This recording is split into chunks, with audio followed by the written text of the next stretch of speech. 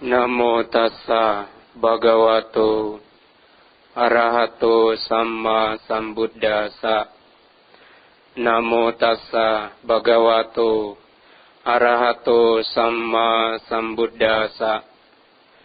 Namo tassa bhagavato arahato samma sambuddhassa. Na kinci pariwajeti sabba mewa bimadati ti.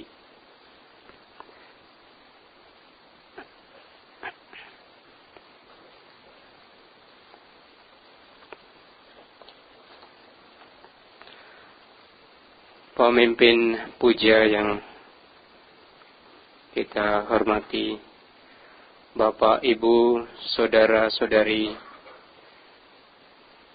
singkatnya hadirin semua yang hadir di Wihara Jakarta Dhamma Cakra Jaya mengawali bulan Juli, tanggal 1 Juli pada pagi hari ini. Kita bersama-sama hadirin semua melakukan satu kebajikan penting. Bapak, Ibu, Saudara-saudari sedama, mengingat tahun-tahun yang telah berlalu, saya sebagai pribadi, seorang biku, tidak terasa sejak kelahiran sebagai biku 14 tahun lalu di Wihara Jakarta Dhamma Cakra ini, 14 tahun kemudian, hari ini, pagi ini, kembali mendapat kesempatan berbagi dhamma bersama dengan Bapak, Ibu, Saudara-saudari. Mengingat 14 tahun lalu, tahun 2004, juga dilangsungkan persamuhan Sangha. Waktu itu masih perpustakaan Narada. Di ruang aulanya, lantai paling dasar. Dan pada tahun ini juga besok, tanggal 4 dan 5 Juli, akan dilangsungkan persamuan Sangha, dirangkai dengan rapat pimpinan Sangha. Dan secara kebetulan saya mendapat kesempatan berbagi dhamma. Sebulan yang lalu, Biku Ratanadiro yang menyusun jadwal para biku menyampaikan dhamma di sini mengontak agar saya bisa berbagi dhamma di sini.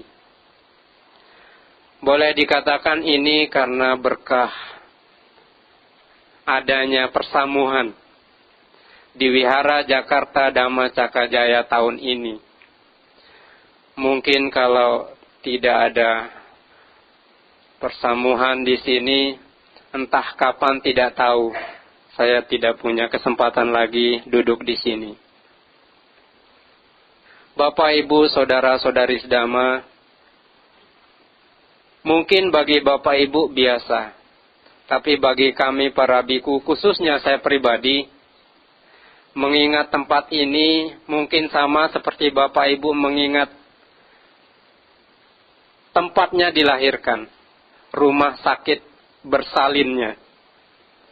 Jadi Wihara Jakarta Dhamma Cakra Jaya adalah wihara, kalau saya boleh mengatakan, tempat lahirnya para biku, rumah bersalinnya para biku. Karena di sini terdapat Uposatagara yang pertama. Meski kemudian mulai belasan tahun lalu ada Uposatagara yang kedua. di Padepokan Dhamma Dipa Arama, Batu, Malang. Sehingga kalau 14 tahun kemudian saya kembali ke sini, saya seperti kembali ke rumah. Kemudian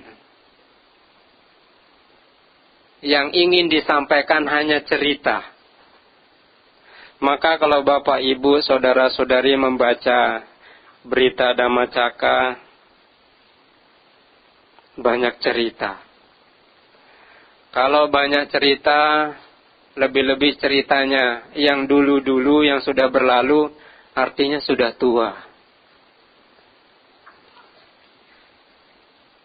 Beda dengan anak muda, mesti yang diceritakan yang akan datang, yang ke depan, nanti, planningnya ini, rencananya ini, dan seterusnya. Tapi kalau ceritanya yang dulu-dulu, yang sudah-sudah, artinya sudah tua. Bapak, Ibu, Saudara-saudari sedama, tahun 2004, kami ditasbiskan hanya 4 orang biku. Dan saya nomor 4. Jadi angka keberuntungan saya sebenarnya angka 4. Ya. Artinya apa? Genap ya. Genap. Boleh kita bilang genap. Kalau dibilang mati nanti, waduh. Ini minggu ceria. Hari ceria. Tapi ceritanya di sini juga cerita kesedihan. Maka sebelum sedikit saya mengulas apa yang ada di berita Dhammacakka, saya minta maaf sebelumnya. Kalau kemudian mengoyak-ngoyak hari Minggu ceria Bapak, Ibu, Saudara-saudari. Niatnya sebenarnya bukan mengoyak, tetapi untuk mengingatkan. Karena kalau kita berbicara tentang Dhamma, kita berbicara tentang kenyataan. Berbicara tentang kesunyataan. Hari ini judulnya rapuh seperti bunga. Mengingat kata rapuh saja, aduh, ini yang senior-senior, manula-manula, seperti tersayat sedikit. Untuk yang muda-muda, ya anggap ini pengingat. Karena juga akan menyusul, akan sama.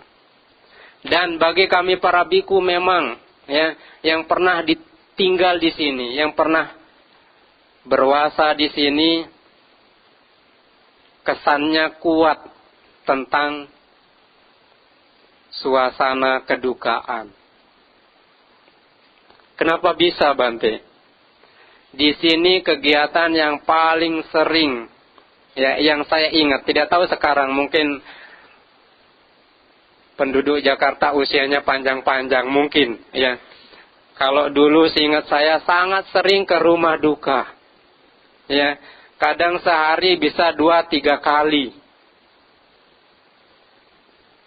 ke rumah duka. Membaca parita Awamanggala.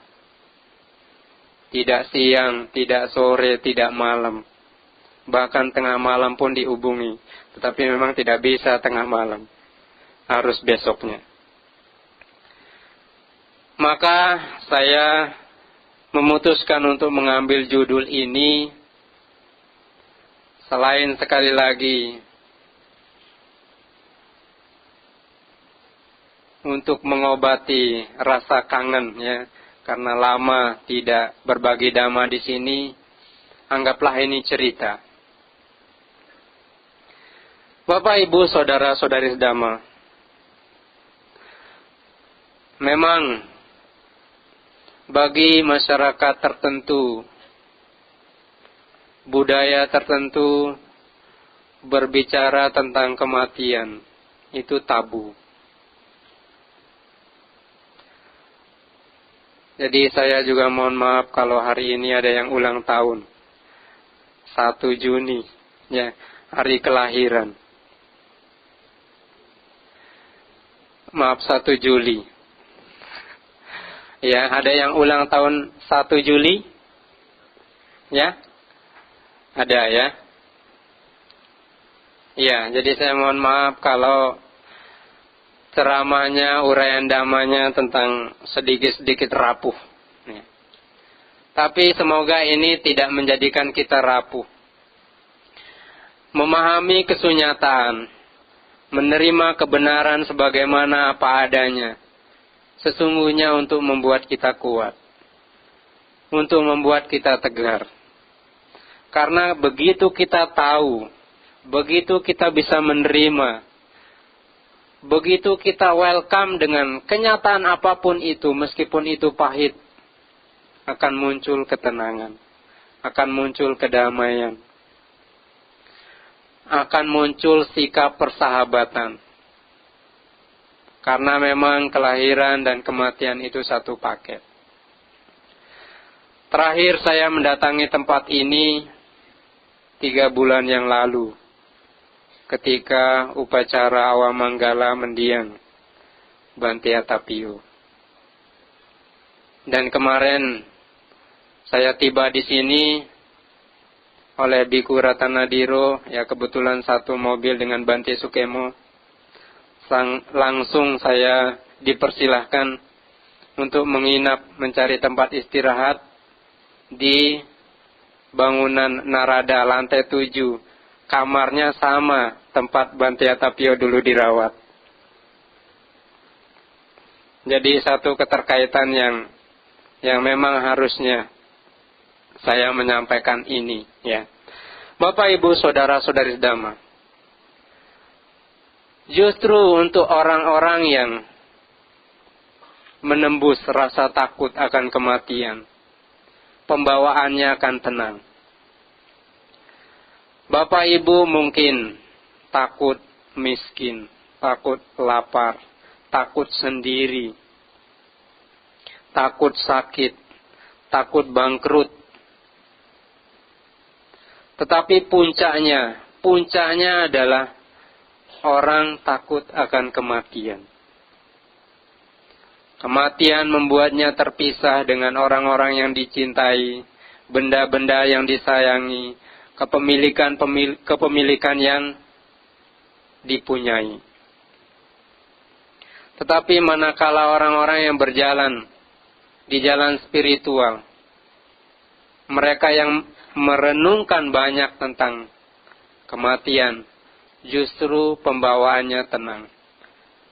Justru pembawaannya selalu siap menerima kenyataan apapun yang terjadi. Jadi sesungguhnya kalau para biku di sini terbiasa dengan upacara kematian, itu sesungguhnya bagus, sangat bagus. Kalau di negara-negara Buddhis saya mendengar, bahkan para biku itu diarahkan secara khusus untuk datang ke rumah sakit, di mana di rumah sakit itu ada autopsi, atau kadang-kadang tubuh atau jenazah itu dibelah, dibedah untuk riset kedokteran. Dan para biku melihat itu langsung sebagai latihan atau objek meditasi asubha. Di sini tidak, ya, para biku aman, tidak sampai menemukan hal itu. Hanya kadang-kadang ya pernah mendapatkan gambar-gambar, foto-foto. Dan semoga setelah penyampaian ini Bapak Ibu tetap selera makannya bagus. Bapak Ibu saudara-saudari sedama, saya tahu, saya percaya banyak di antara kita, banyak di antara ibu-ibu, bapak-bapak, oma-opa juga yang di sana usianya jauh lebih tinggi dari saya. Sehingga pengalaman hidupnya syarat, ya, banyak, istilahnya banyak makan asam garam kehidupan. Sudah tidak sekali, 2 kali berpisah dengan orang-orang yang disayangi. Maka Bapak Ibu saudara-saudari sedama, satu pembukaan tadi yang mengutip di dalam salah satu parita. Nakinci pariwajeti sabamewa bimadati. Tak seorang pun akan terhindar kelapukan dan kematian menerjang kita semua. Bapak, Ibu, saudara-saudari Dhamma, kehidupan kita mirip seperti dua sisi mata uang. Ada sisi kelahiran, dan kita tidak bisa menolak sisi lain, yaitu kematian. Ada sisi pertemuan, dan ada sisi perpisahan. Ada sisi kedatangan, juga ada sisi kepergian. Ada sisi kemunculan, juga ada sisi tenggelam. Matahari terbit di ufuk timur, fajar timur, kemudian tenggelam di ufuk barat, dan seterusnya, dan seterusnya.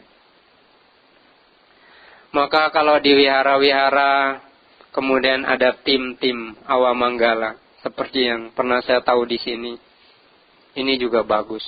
Ya. Oleh karena juga yang namanya kematian itu tidak semata menjemput yang sudah senior, yang sudah sepuh, tetapi sering juga terjadi pada orang-orang yang masih sehat, nampaknya kuat, yang masih segar, yang masih muda. Maka merenungkan hal ini, kita masing-masing di sini, kita tidak pernah tahu kapan itu datang, tetapi itu pasti. Mungkin seminggu lagi, mungkin sebulan lagi, atau mungkin setahun lagi, 5 tahun, 10 tahun, malah tidak tahu mungkin setelah ini, sepulang dari sini. Ini bukan menakut-nakuti ya, tetapi kalau memang sudah terjadi, mau bagaimana lagi. Di zaman Sang Buddha, ada seorang Brahmana datang dari jauh, bercita-cita ingin bertemu Sang Buddha, melakukan perjalanan jauh. Akhirnya setelah ketemu Sang Buddha, tentu dengan rasa bahagia, cita-citanya tercapai, harapannya terkabul. Tetapi yang terjadi setelah ketemu Sang Buddha, dalam perjalanan meninggalkan tempat Sang Buddha, dia diseruduk oleh seekor kerbau dan meninggal. Baru ketemu Sang Buddha, meninggal. Jadi bisa saja kalau baru ketemu Biku Sacadamo terjadi. Ya, tetapi mungkin di kota Jakarta jarang ketemu kerbau. Ya, dari cerita ini kemungkinan diseruduk kerbau 99% tidak terjadi. Tapi kalau diseruduk yang lain mungkin. Nah, Bapak, Ibu, saudara-saudari Dhamma, persis 2 bulan yang lalu, sebagaimana tradisi kita yang merupakan program Sangha Theravada Indonesia, para biku kesana kemari, pergi ke kota-kota lain, meninggalkan kota tempat pembinaannya, mendapat undangan ceramah sebulan pendalaman Dhamma. Pada waktu saya mendapat undangan ke Balikpapan, di sela-sela menyampaikan Dhamma, sebulan pendalaman Dhamma, satu siang saya diundang untuk datang ke rumah duka. Tidak direncanakan. Di sana saya bertemu seorang, boleh dikatakan adik kakak ya, 2 orang ya, adik kakak namanya Adi dan Alek ya. A2 ya, bukan baterai A2. Adi dan Alek. Satu masih SMP kelas 3. Satu lagi SMA kelas 3. Siapakah mereka? Adi dan Alek ini adalah tuan rumah di situ. Tidak ada keluarga lain. hanya dia, Adi dan Alek sebagai tuan rumah. Artinya tuan rumah di tempat duka itu. Kemana keluarga yang lain? Keluarga yang lain tidak bisa hadir karena menurut tradisi, belum 1 minggu salah satu keluarganya meninggal, tidak bisa menghadiri duka yang lain. Jadi Adi dan Ale ini belum seminggu yang lalu kakeknya meninggal. Dan hari itu ayahnya meninggal. Dan sebenarnya belum 1 tahun ibunya meninggal. Jadi dalam rentetan 1 tahun ibunya, kakeknya, ayahnya meninggal. Jadi praktis di rumah mereka sekarang hanya berdua. Tetapi yang luar biasa yang dapat dipelajari di sana, ya. Adi dan Ale ini nampak tegar, nampak kuat. Kita yang melihatnya justru prihatin, ya. Apalagi mendengar ceritanya, yatim piatu. Belum 1 tahun, belum genap 360 hari, dua orang tuanya, ayah ibunya meninggal. Bahkan kakek neneknya juga meninggal lebih dulu. Tetapi Adi dan Alek tetap melakukan kewajibannya, tetap menjalankan tugasnya, ikut membaca parita, mempersembahkan amisa puja, juga melakukan pelimpahan jasa dengan sikap yang sangat dewasa. Bahkan ya, ketika malamnya saya menyampaikan pesan Dhamma ya di Mahawihara Buddha Manggala Balikpapan, Puja Bakti SPD dengan tema bahagia now, ya, bahagia now. Kenapa tidak? Ya, saya mendahului uraian itu dengan menuturkan kisah mereka, karena itu inspirasi yang bagus, ya. Dalam kondisi yang harusnya menyeret kita menjadi sedih karena kehilangan orang-orang tercinta, ya, tetapi mampu tegar, mampu tenang, mampu tetap melakukan kewajiban sebagaimana biasanya. Saya cukup terharu menyampaikan itu karena saya juga teringat, ya, belum 1 tahun, ya, ayah saya meninggal. Dan hari itu, ya, ayahnya Adi dan Alek meninggal. Keesokan harinya, saya diceritai oleh seorang umat di sana, Bante, tahu tidak? Tadi malam waktu Bante menyampaikan pesan Dhamma itu, Adi dan Alek datang. Luar biasa, ya. Saya tidak menduga, memang tidak jauh dari saya, tempat duduk saya ada 2 orang yang senyum-senyum, ya. Sesekali tertawa. Saya benar-benar tidak menduga itu adalah Adi dan Alek, ya. Tidak perhatikan begitu detail. Nah, jadi dalam suasana duka pun Adi dan Alek, entah pada hari itu mungkin terakhir, saya kira tidak, ya. Saya kira hari itu masih jenazah papanya di rumah duka, ya. Karena saya mendengar besoknya, ya. Tetapi malam itu dia datang mendengarkan Dhamma. Nah, Bapak, Ibu, Saudara-saudari Dhamma,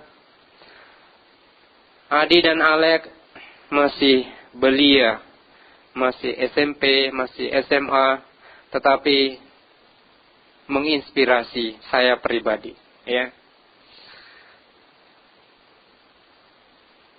Kalau kita membayangkan, kalau saya sendiri membayangkan setelah itu, ya, apa yang terjadi dengan mereka. Biasanya di rumah ada papa mama, ada kakek nenek, kemudian menjadi sebatang kara. Bagaimana dengan pendidikan mereka, bagaimana dengan masa depan mereka dan seterusnya. Tidak terbayang, ya. Tetapi hari itu kita diberi pelajaran, ya, bahwa kebaikan harus dibuat. Perbuatan baik harus tetap dilakukan. Saya kemudian teringat beberapa tahun lalu hadir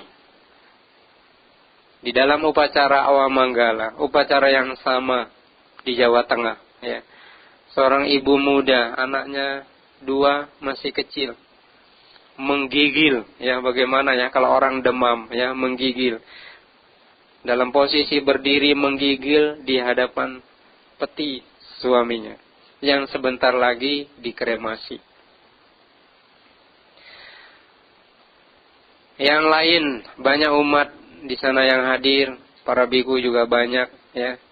Karena yang meninggal ini cukup aktif di wihara, ya, sehingga karma baiknya mendatangkan para biku yang cukup banyak.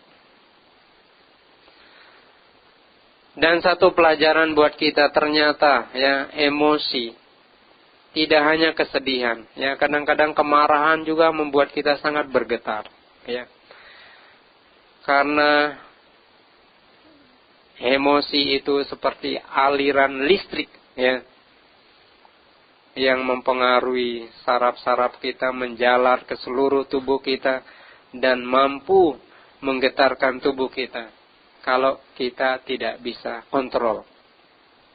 Saya juga mohon maaf kalau di antara Bapak Ibu kemudian teringat, ya, sanak keluarga, sanak familinya. Saya menyampaikan ini semata-mata untuk mengingatkan kita, ya.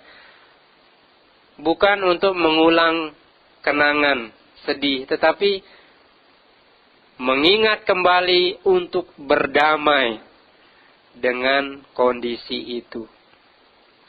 Banyak di antara kita takut untuk mengingat, ya. Banyak di antara kita alergi untuk mengenang kembali. Tiba-tiba baru ingat saja meleleh. Tetapi, ya, sebagian orang yang belajar Dhamma cukup baik, mendalami Dhamma cukup serius, bisa menerima itu, bahkan berpikir positif. Daripada bersedih, daripada meratapi masa lalu, meratapi kehidupan saat ini, lebih baik melakukan kebajikan. Biarlah orang-orang yang dicintai, yang disayangi itu mengambil jalannya masing-masing, karena itulah cara mereka berbahagia.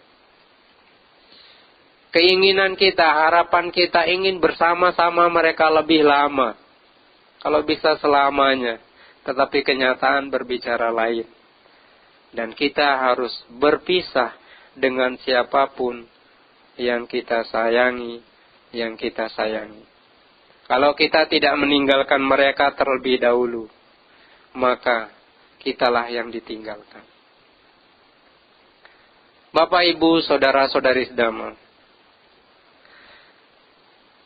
saya juga teringat 3 bulan lalu waktu berada di sini, ya, di ruangan ini, jenazah mendiang Bhante Atapio disemayamkan. Banyak sekali yang datang, para biku juga sangat banyak, ya, karena ketika berita kematian itu kami terima, sedang dilangsungkan rapat pimpinan, ya, Rapim Sangha di wihara di tempat saya tinggal di Lombok Utara. Jadi para biku yang seharusnya ada jadwal tambahan di sana, setelah rapim itu praktis semuanya keesokan harinya menuju ke tempat ini. Ya. Jadi itulah yang menyebabkan para biku cukup banyak hadir di sini. Dan masih di benak kita, di benak Bapak Ibu, ya. Upacara itu disusun dengan begitu rapi, ya, dikemas dengan sangat api, ya, oleh Bhante Dhammajato, Bhante Gunapio, dan yang lain, ya. Banyak sekali karangan-karangan bunga yang indah, ya. Nah, saya mengangkat satu renungan tentang bunga ini, ya, sehingga judul pada pesan Dhamma pagi hari ini, rapuh seperti bunga. Bapak, Ibu, saudara-saudari Dhamma, bunga ini populer di mana-mana, ya. Tidak hanya di upacara bahagia, hari raya, entah itu kelahiran, ulang tahun, syukuran, dan lain sebagainya, selalu ada bunga. Bahkan sampai pada upacara duka, upacara awamanggala, ada bunga. Tetapi ada renungan yang mungkin perlu kita camkan dalam-dalam di dalam batin kita, ya. Bahwa bunga ini memberikan pesan yang luar biasa. Bunga ditata begitu rapi, begitu indah. Dan ini ada renungan di dalam Dhammapada, ya. Seperti bunga yang dirangkai dengan begitu api, ya. Begitu bagus. Demikian juga kebajikan harus kita buat. Bukan terus meratap, bukan terus menangis. Kebajikan harus dibuat. Karma baik harus kita lakukan. Maka arti dari renungan bunga ini luar biasa penting, ya, Bapak, Ibu, saudara-saudari. Bunga memang tidak bisa menghidupkan orang yang sudah meninggal. Kehadiran bunga tidak hanya memberikan keindahan, tetapi juga keharuman. Kehadiran bunga tidak hanya memberikan aroma wangi, tetapi juga inspirasi.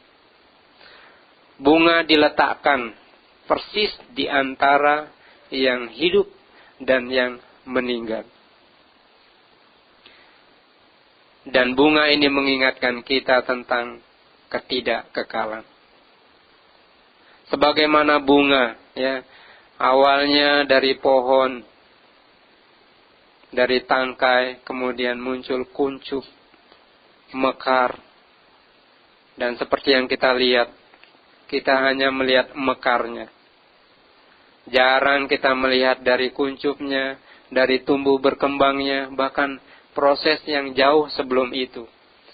Bahkan begitu kita tidak menggunakan lagi, bunga ini sering kita buang. Jarang kita melihat keseluruhan dari eksistensi bunga ini. Kalau kita melihat keseluruhannya, kita akan mendapatkan pelajaran yang bagus, ya. Bagaimana proses detik demi detik, ya. Kemudian pada akhirnya meninggalkan kenangan, meninggalkan inspirasi, meninggalkan pesan buat kita, yaitu melakukan kebajikan. Bunga usianya sangat sebentar, sama seperti kita, ya. Tetapi meski kehadirannya yang sebentar, meski keberadaannya yang sebentar itu, bunga memberikan makna. Bunga bukan datang untuk pergi. Bunga bukan berkembang untuk layu. Sama seperti matahari, bukan terbit untuk tenggelam. Sama seperti kita, bukan lahir untuk mati, tetapi untuk melakukan kebajikan, untuk berbuat baik. Sekarang, ya, entah masih atau tidak, ya, tayangan di TV-TV ini cerita-cerita, ya, bukannya kami menonton. Satu tayangan di TV yang populer itu judulnya Karma. Nah, ya. Dan satu figur yang lekat dengan acara Karma itu Roy Kiyoshi. Nah, Bapak, Ibu, saudara-saudari Dhamma, kita ambil hikmahnya, ya. Karma yang artinya di dalam terminologi Buddhis adalah perbuatan. Ya, perbuatan. Nah, berbuat baik itulah pesan penting dari kehidupan ini. Berbuat baik itulah inspirasi penting dari keberadaan bunga. Bapak, Ibu, saudara-saudari Dhamma, saya teringat ada satu cerita bagus ya, cerita modern. Kalau Bapak, Ibu, saudara-saudari mungkin tidak asing dengan satu perusahaan besar yang menguasai teknologi informasi dewasa ini, yaitu Google ya. Nah, di Google ini yang kerja di sana adalah tentu orang-orang hebat, ya, IT komputer, ya, yang sangat cerdas. Dan konon katanya karyawan di sana sangat happy, ya, sangat jarang karyawannya masuk kerja lalu berhenti, ya. Umumnya mereka betah, umumnya mereka happy di sana bekerja. Ya, karena semua fasilitas ya didukung, kenyamanan, bahkan juga tidak hanya fasilitas kenyamanan. Mereka tidak diintimidasi ibaratnya, tidak digenjot ya sebagai karyawan ya. Karena memang perusahaan ini adalah perusahaan kreatif ya. Kreativitas tidak bisa lahir dari tekanan, dari kekerasan. Meskipun begitu, dalam suasana santai, ya, karyawannya sangat-sangat kreatif. Ya, itulah sebabnya perusahaan Google ini sangat besar, ya, menguasai teknologi informasi saat ini. Nah, ada satu hal penting yang diceritakan di sini. Ya, ada salah satu inisiator ya, manajemen psikologisnya namanya Ming, yang mana dia punya satu gagasan penting, membuat karyawan ini tidak hanya kreatif ya, tetapi juga ada sisi moral yang dia sumbangkan ya. Kemudian ya melakukan pelatihan-pelatihan, melakukan training-training. Satu training yang menarik adalah semua karyawan dikondisikan di dalam 1 jam ya, ada momen 10 menit untuk hening diam ya, untuk hening diam. Artinya apa Bapak Ibu? Ini tentu ya seperti mengajarkan untuk meditasi, tetapi yang dibumbui di sini adalah di dalam hening, di dalam tenang itu, mereka masing-masing untuk diingatkan. Coba bayangkan minimal 2 orang, ya, di lingkungan terdekat, di ruangan Anda, dan munculkan pikiran positif kepada mereka. Apa yang bisa dilakukan kepada mereka dan buat mereka bahagia. Jadi pesannya adalah lakukan kebajikan minimal 2 kali, minimal kepada 2 orang. Dan ini berhasil, ya. Tiap-tiap orang yang melakukan itu berlomba-lomba untuk melakukan kebaikan, berlomba-lomba untuk membahagiakan siapapun yang ada di sekelilingnya. Kalau ini juga dilakukan oleh setiap orang, alangkah bagusnya. Kalau ini juga dilakukan oleh Bapak Ibu di rumah sebagai perumah tangga, juga alangkah bagusnya. Yang menjadi masalah orang-orang, yang menjadi masalah di dalam rumah tangga adalah ketika masing-masing menuntut. Ya. Mungkin mereka hening di dalam 10 menit, 20 menit, 30 menit, tetapi objeknya beda. Ya, objeknya adalah apa yang bisa saya dapatkan dari dia. Ya. Dia melakukan apa untuk saya? Nah, kebalikan dengan Ming ya. di perusahaan Google ini menuntut semua karyawannya, meminta semua karyawannya untuk duduk hening, duduk tenang, memikirkan kebahagiaan untuk yang lain. Nah, Bapak, Ibu, saudara-saudari sedama, ini juga pesan kebajikan. Ada cerita lain juga, ya. Cerita Tiongkok kuno. Ya, ada seseorang yang ingin mengetahui sebelum dia meninggal seperti apakah sebenarnya surga dan neraka itu. Umumnya seperti kita-kita, seperti Bapak Ibu hanya mendengar cerita tentang surga, neraka, cerita dari orang tua, ya, cerita dari teman-teman, cerita dari buku-buku, bahkan juga tidak sedikit di kitab suci. Nah, orang ini ingin mengetahui secara real, ya, pemahaman dewasa kini, ya, saat ini. Dan dia beruntung ketemu seorang bijak. Seorang bijak mengajak dia datang ke sebuah restoran, ya, rumah makan. Dan apa yang ditunjukkan oleh orang bijak ini? Lihatlah, di ruangan itu ada banyak makanan yang lezat. Ada banyak makanan yang enak. Boleh dimakan sepuasnya dan gratis, ya, tidak perlu bayar. Tetapi dengan syarat, ya, mengambil makanan juga, ya, mengkonsumsi makanan itu dengan sumpit. Dengan sumpit gampang, Bante, tetapi sumpitnya panjangnya 1 meter, ya.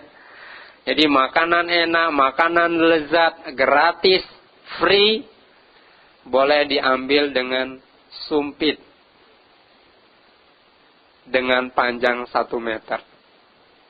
Nah, di ruangan pertama yang diberi lihat, yang dikasih tahu, semua orang kelaparan, ya, berlomba-lomba ingin mengambil makanan. Bisa mengambil makanan, tetapi ketika ingin mengkonsumsi, tidak bisa. Akhirnya banyak yang sumpah, serapah, memaki, mencaci, ya. Aura negatif memenuhi ruangan itu. Bapak Ibu boleh coba, ya, di rumah, ya, buat sumpit, ya, dengan panjang 1 meter. Bagaimana caranya? Nah, kemudian orang bijak ini mengatakan, seperti inilah neraka, ya. Orang-orang memaki, orang-orang membenci, orang-orang penuh dengan pikiran negatif. Bahkan orang-orang saling memusuhi, saling menganiaya satu sama lain. Seperti itulah neraka. Kemudian, orang bijak ini mengantar dia ke ruangan lain. Kondisinya sama, ya. Ada banyak makanan, makanan lezat, makanan enak, ya. Juga syaratnya sama. Boleh diambil gratis, tapi dengan sumpit yang panjangnya 1 meter. Tetapi yang di sana sangat kontras, berbeda dengan ruangan sebelah yang penuh makian, penuh cacian, penuh kata-kata kasar. Di sini orang-orang tertawa, di sini orang-orang happy, orang-orang gembira. Sampai dia bertanya, kok bisa? Apa yang terjadi? Nah, ternyata yang dilihat, masing-masing orang mengambil makanan, tetapi menyuapi yang lain dengan sumpit itu. Pesannya adalah Bapak Ibu, kalau kita melakukan kebajikan, berbuat baik untuk orang lain, disitulah kebahagiaan. Disitulah kegembiraan. Jadi kalau dengan sumpit 1 meter untuk diri kita sendiri, pasti tidak bisa. Bagaimana tangan kita saja tidak sampai 1 meter. Tetapi apabila menyuapi orang lain, dan yang disuapi menyuapi kita, bisa. Inilah yang namanya kebajikan. Satu lagi cerita penutup. Sebelum Bill Gates, ya, kaya raya seperti sekarang, beberapa tahun lalu ketika belum kaya, dia pergi ke bandara New York. Dia sangat ingin membaca sebuah surat kabar di sana. Tetapi uangnya tidak cukup. Kemudian datang seorang pria kulit hitam, mengatakan, "Ini saya berikan Anda koran." Bill Gates mengatakan, "Tetapi uang saya tidak cukup. Ambil, saya berikan gratis." Bill Gates berterima kasih. 3 bulan kemudian, Bill Gates berada di sana, ya, dalam satu urusan. Dan dia ketemu orang yang sama, ya. Dia ingin membaca koran, kondisinya sama, dan orang itu memberikan. Dan Bill Gates sangat terkesan dengan orang itu, ya. Meski dia susah, dia sulit sebagai penjajah koran yang pasti membutuhkan uang, pasti menginginkan laba, tapi bisa berbuat baik. Sehingga ketika 19 tahun kemudian Bill Gates menjadi kaya raya, dia bertekad mencari si tukang koran. Pergi ke New York, ya, mencari ke seluruh bandara. 1,5 bulan baru ketemu. Dan ketemu, Bill Gates menyapa, "Apakah Anda masih ingat saya?" "Oh, tentu saya ingat. Saya sering baca di koran. Anda adalah Bill Gates, orang kaya raya." Bill Gates mengatakan, "Sekarang saya bisa memenuhi apapun yang kamu inginkan." Jadi kita impah seimbang. Tetapi pernyataan dari pria kulit hitam ini menyadarkan Bill Gates, tidak. Anda tidak akan bisa mengimbangi saya. Karena ketika saya memberi, saya miskin, saya susah. Sekarang Anda mau memberi, Anda sudah kaya raya. Jadi Bapak Ibu saudara-saudari sedama, memberi, melakukan kebajikan tidak harus menunggu kita untung, hoki, ya, kaya raya, tetapi kapan saja, kepada siapa saja, ya. Bill Gates sangat terinspirasi dengan orang ini, ya, dan sesungguhnya dialah orang yang paling kaya. Sebab cerita ini diawali dengan pertanyaan kepada Bill Gates, siapakah orang yang paling kaya? Dari situlah kemudian dia menceritakan pertemuannya dengan pria kulit hitam yang memberinya koran. Orang yang kaya raya adalah orang yang selalu bisa memberi meski dalam kondisi sulit. Sama seperti cerita tadi di depan tentang Adi dan Alef. Tetap bisa berbuat baik meski dalam kondisi sulit. Saya yakin, saya percaya Bapak Ibu saudara-saudari sedama bisa melakukan kebajikan kapanpun, di mana saja.